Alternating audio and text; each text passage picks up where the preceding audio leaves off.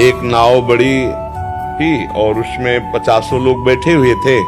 तो उसमें 2 संत भी बैठे थे, एक गुरु और एक शिष्य, और 2 राज कर्मचारी जो तैनात थे उस एरिया में, वो उसमें उस समय आपने देखा होगा जो कोतवाली आदमी बाहर खड़े रहते, उसमें चाकू लगी होती बंदूक में, और वो तैनात रहते। तो वो ऐसे दोनों राइफल लिए हुए थे वहां। तो साधु को तो कोई सात्विक पुरुष मानेगा, रजोगुणी पुरुष साधु को नहीं मानता।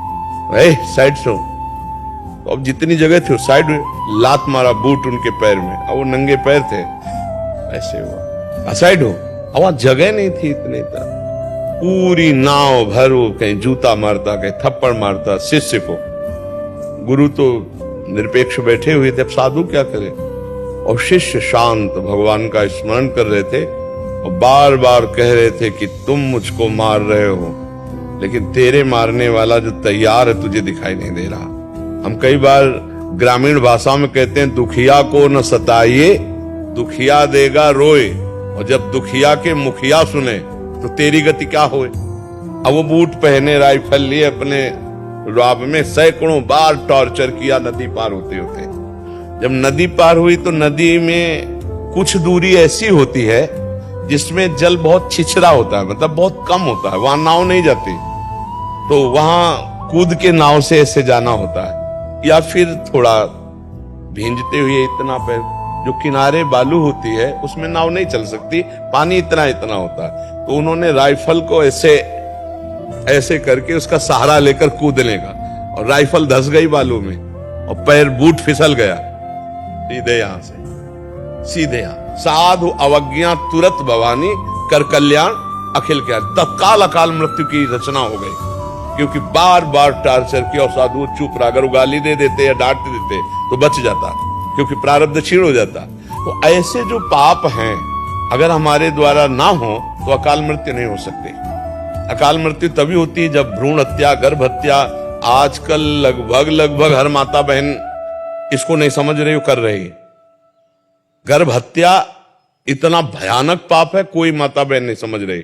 और ये भ्रूण हत्या, गर्भ हत्या महत पाप के अंदर है। जब तुम्हें जबान दिए तो गाली क्यों दो, मृदु वचन बोलो। जब तुम्हें हाथ दिए हैं तो गंदे आचरण क्यों करो, हाथों से अच्छे आचरण करो। पैर दिए तो अच्छी दिशा में चलो, गलत दिशा में क्यों चलते हो। अब उसमें कह दे कि राधा वल्लभ जी फिर बचा लेंगे, तो उनके दूसरे भी उपाय हैं, फिर वो दंड विधान से बचाएंगे तुम्हें। तो वो ऐसा ऑपरेशन करें उससे पहले होश में हो जाओ तो अच्छा है।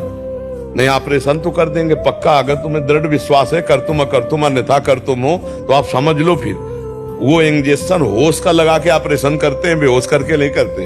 जब राधा वल्लभ जी या कोई ऑपरेशन करते हैं तो इंजेक्शन पहले होश का लगाते हैं, उसकी पूरी चेतना जागृत करके, और फिर ऑपरेशन होता है। तो काहे को थिएटर में जाओगे, पहले से ही जितनी सामर्थ्य दी है, जितना जानते हो उतना अच्छा चलो, बुरा मत करो, आगे का वो संभाल लेंगे।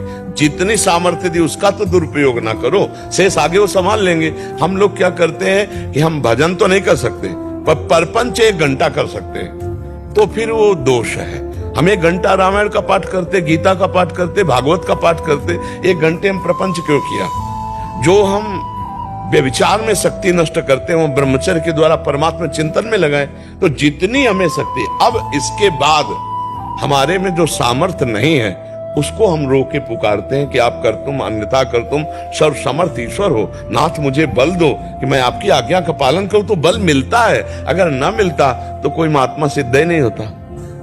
अपने बल से सिद्ध नहीं हुआ जाता, भगवत बल से हुआ जाता है। पर अपने में जितना भगवत बल दे चुके हैं भगवान, उसका सदुपयोग करें। हम क्या करते हैं कि कहीं ना कहीं प्रमाद स्थिति का आदर दे देते हैं अपने हृदय में। फिर दंड विधान होगा, फिर वो ऐसा दंड विधान होगा कि झेल नहीं पाओगे। हो सकता है अश्रद्धा हो जाए भगवान पे। बड़े लीला बिहारी हैं, वो भरी समाज में तुम्हें पिटवा देंगे और पूरे विश्व से पुजवा देंगे। दोनों काम उनके खिलवाड़ हैं। बड़े बड़े सिद्धों को आप देख लो,